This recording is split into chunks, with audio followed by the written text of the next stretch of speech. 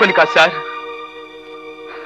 నా పాపని శవంగా మార్చిన ఆ దుర్మార్గుల్ని ఈ తుపాకీ గుళ్లకు బలి చేసి నేను గుర్తాటికి బలైపోతాను. వాళ్ళని ఏ శిక్షకు గురి చేయాలో నాకు తెలుసు. లేదు సార్, నన్ను మానభంగం చేశాడని ఒక ఆడపిల్ల కేసు పెడితే తెల్లవారిలోగా కటకటాల వెనక నుంచి బయటకు వచ్చిన ఆ దుర్మార్గుల్ని మీరే శిక్షకు గురి చేయగలరు సార్? వాళ్ళకి తగిన శిక్ష నేను విధిస్తాను. మనిషిని మనిషి చంపడానికి చట్టం ఒప్పుకోదు రాజా. ఒప్పుకోని చట్టాన్ని పాపని తిరిగి తెచ్చివ్వండి సార్. డోంట్ బి ఎమోషనల్ రాజా. చట్టం అనేది మనం నిర్మించుకున్నది, న్యాయం అనేది మనం రాసుకున్నది. మనం ఏర్పాటు చేసుకున్న వ్యవస్థల మీద మనకే గౌరవం లేకపోతే ఎలా? మనం చూపించే గౌరవం మన కన్నీటికి ఖరీదు కట్టలేవు సార్. నో, కడుతుంది. సంఘంలో చిన్న తప్పు జరిగితేనే వదిలిపెట్టాను నేను. నా ఇంట్లో ఎంత ఘోరం జరిగిందంటే క్షమిస్తాననుకున్నావా? నెవర్. మీరు పోలీస్ ఆఫీసర్ గనక ధర్మబద్ధంగా నేరస్తుల కోసం వెతుకుతున్నారు. నేను సగటు మనిషిని గనక రక్త మాంసాలు ఉడికెత్తుతుంటే రాక్షసంగా అయిన వాళ్ళ వెంట పడక మానను. పిలిపించారట. సాయి రా. కన్న కూతుర్ని పోగొట్టుకున్న ఆ నివాసగాడు నా మీద పగబట్టి ఉంటాడు. ఆ నేరం ఎటు రుజువు చేయలేడు గనుక ఆ కాళీగాడి చెల్లెల కేసులో నన్ను ఇరికించాలని చూస్తాడు. ఆ కాళీగాడి చెల్లెలు కూడా లేపిస్తే శభాష్, నా గుణాలు ఇప్పుడిప్పుడే నీకు అబ్బుతున్నాయి. ఆసుపత్రిలో ఉన్న కాళీగాడి చెల్లెలు ఆసుపత్రిలోనే ఉరి పోసుకుని ఆత్మహత్య చేసుకోవాలి. అలాగే.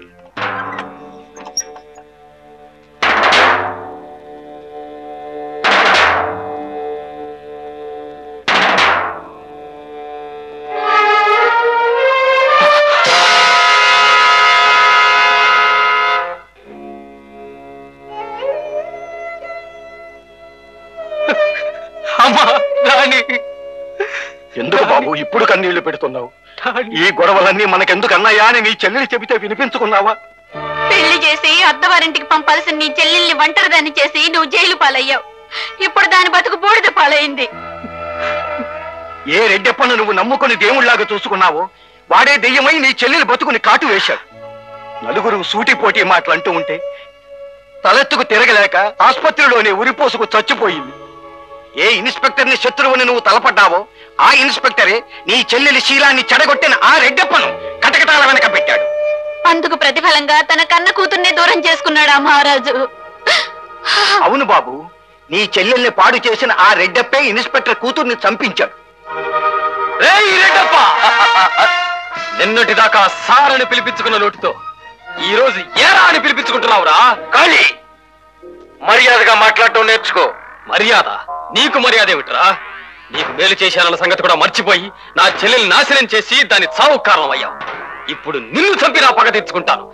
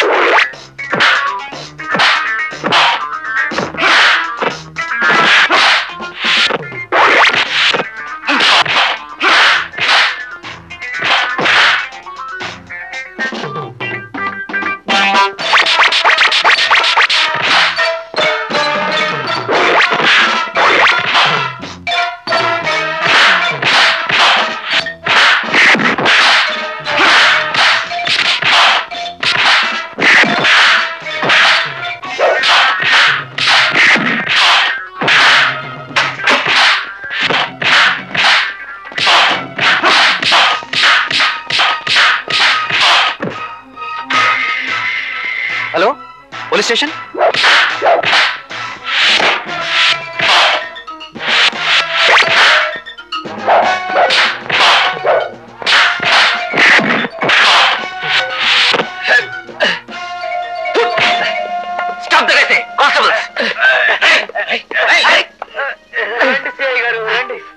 వీడు నా ఇంట్లోకి వచ్చి నన్ను నా మనుషుల్ని చంపడానికి పూనుకున్నాడు. ముందు వీడిని అరెస్ట్ చేసి తీసుకెళ్ళండి. అరెస్ట్ చేయాల్సింది నన్ను కాదురా, నిన్ను. కాళీ, సార్ సార్, ఈ దుర్మార్గుడు నా చెల్లెల జీవితం నాశనం చేశాడు సార్. దాన్ని చంపి ఆత్మహత్యగా చిత్రించాడు సార్. ఆ కేసు ఇంకా కోర్టుకు రాలేదు. మీ పాపను చంపించింది కూడా ఈ దుర్మార్గుడే సార్. ఆ నేరం నిరూపించబడలేదు. సార్, ఈ రోజు ఈ నరరూప రాక్షసుని చంపకుండా నన్ను అరెస్ట్ చేసినందుకు ఏదో ఒక రోజు మీరే పశ్చాత్తాపడతారు. చూసావా మిస్టర్ నివాస్, నేరస్తుడిని అరెస్ట్ చేయబడ్డ నేను నీ కళ్ళ ముందే బయటకు వచ్చేశాను. నన్ను నేరస్తుడిగా శిక్షించడానికి వచ్చిన కాళీని నువ్వే అరెస్ట్ చేయాల్సి వచ్చింది. అఫ్ కోర్స్ మిస్టర్ రెడ్డప్ప, చట్టంతో చెలగాటాలాడటం సొంత వేళ్లతో కళ్ళు పొడుచుకున్నట్టే. ఇది ప్రజలు ఇష్టపడి నిర్మించుకున్న వ్యవస్థ. ఆ వ్యవస్థను నీలాంటి కొద్ది మంది తాత్కాలికంగా మాయ చేయాలని చూసిన అంతిమ విజయం చట్టానిదే. Remember that. చెప్పరా, ఆ రోజు పాపను రిక్షాలో తీసుకెళ్ళింది నువ్వే. ఇంటికి చేరవలసిన పాప ఈ లోకాన్ని వదిలిపెట్టి వెళ్ళిపోయిందిరా. చెప్పు. నాకేం తెలీదు, నాకేం తెలీదు. నా పాప నా కిరాతకులకు అప్పు చెప్పింది నువ్వే. నాకేం తెలీదు. చెప్పు, ఆ రోజు పాప ఎక్కడ తీసుకెళ్ళావు? చెప్పకపోతే నిన్ను పాప దగ్గర పంపిస్తాను. చెప్పు. చంపొద్దు, పాపని సాయి దగ్గర తీసుకెళ్ళాను. ఎవడాడు? రెడ్డప్ప మనిషి. ఎక్కడున్నాడు? ఆర్టిన్ క్లబ్ లో. సాయి గారు, మీకు ఫోన్. హలో, ఎవరు? సార్, ఫకీర్నండి. ఏమిట్రా? ఆ రాజాగాడు నన్ను చావుకొట్టి పాపను మీకు అప్పగించిన సంగతి తెలుసుకున్నాడండి. ఆడు మీ దగ్గరికి బయలుదేరి వస్తున్నాడండి.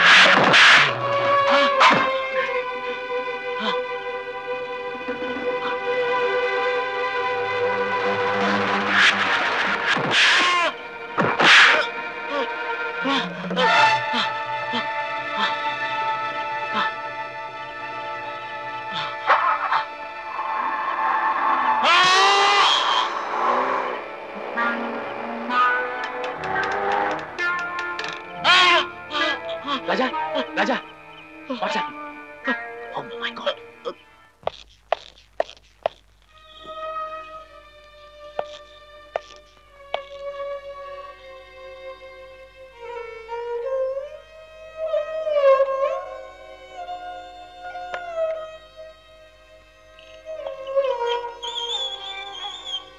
సార్, ఆ కారు ఎవరిదో తెలుసుకున్నాను. సాయి అని రెడ్డప్ప మనిషి.